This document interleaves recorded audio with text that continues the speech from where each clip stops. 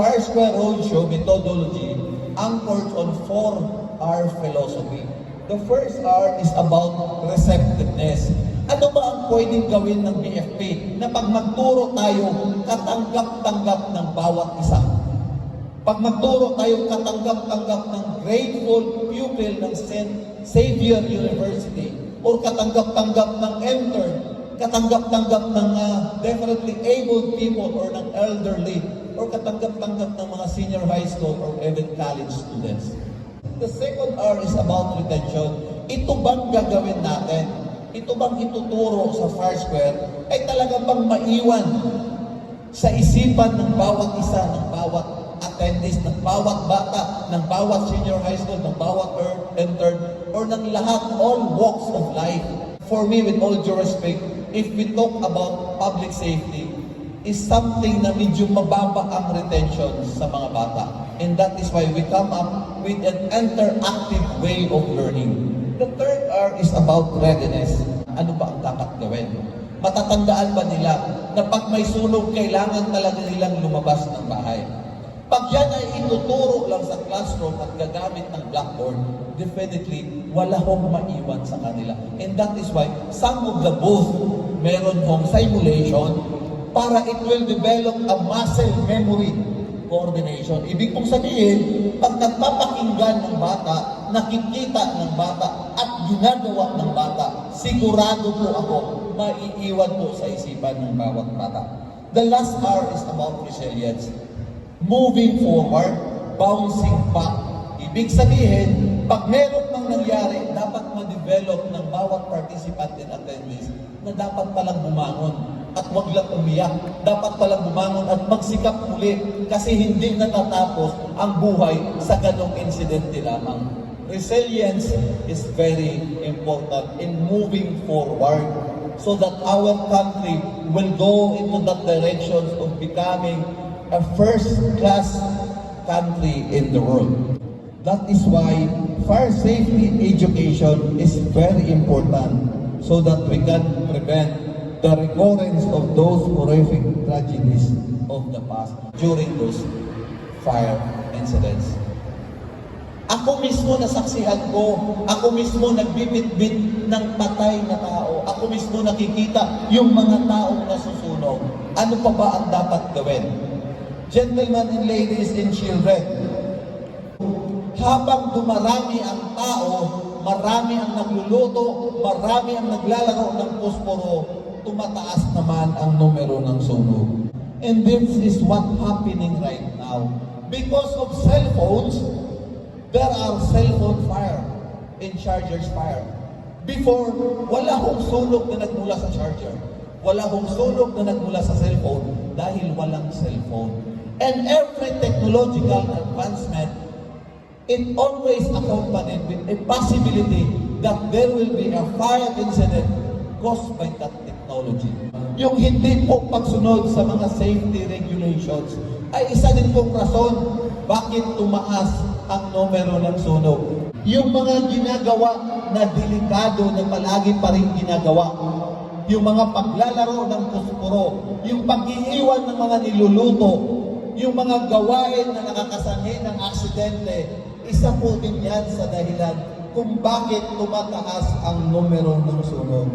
Hence, kiddos, students of Xavier University, napakahalaga po ang inyong presensya sa araw na ito. Hindi ho kami ang bida dito, kundi kayong lahat. Kayo po ang bida. Nandito kami, mga kuya yung bumbero at atin yung bumbero para turuan kayo na maging bida sa komunidad. We cannot afford to merely sit down in our office and linger in our fire station. The old views that firefighters is just simply waiting for fire. Hindi na po yan ngayon. With the expanded role of the Bureau of Fire Protection and Disaster Management, Hazardous Material and Search and Rescue, even to the management of the dead and missing, yan na po ang trabaho ng bumbero. Ang lawak-lawak na, especially with the enactment of the latest statute, that is the BFP Modernization Act, and expands the role of the BFP to become not only world-class, modern, but also responsive in 2034. Ano ngayon kung walang sunog? Marami namang biktima ng aksidente sa kalsada. Ano ngayon kung walang sunog, walang aksidente sa kalsada? Marami namang biktima ng bullying. Ano ngayon kung walang sunog, walang aksidente sa kalsada, walang victim of bullying and child trafficking? Marami naman po karahasan o criminality na nangyayari. Ano ngayon kung wala yung apat? Marami namang victim of fire and incest incident. Ano ngayon kung wala yung lima? Marami namang nagkasakit. Kaya mga bata, this is an interagency approach of promoting not only fire safety, but the entire public safety. Hence, we encourage them to join us in doing the Fire Square Roadshow.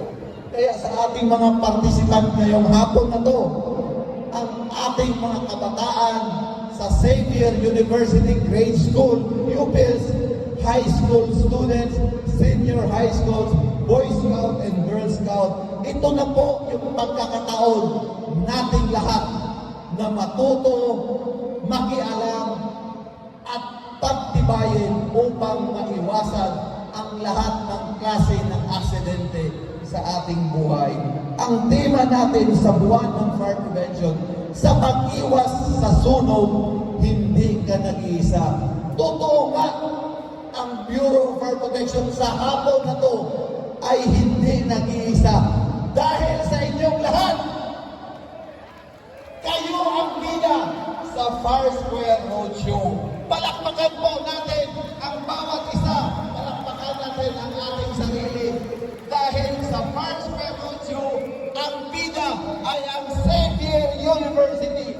Bida ka sa Fire Square Roadshow. Maraming salamat at magandang hapon sa ating lahat.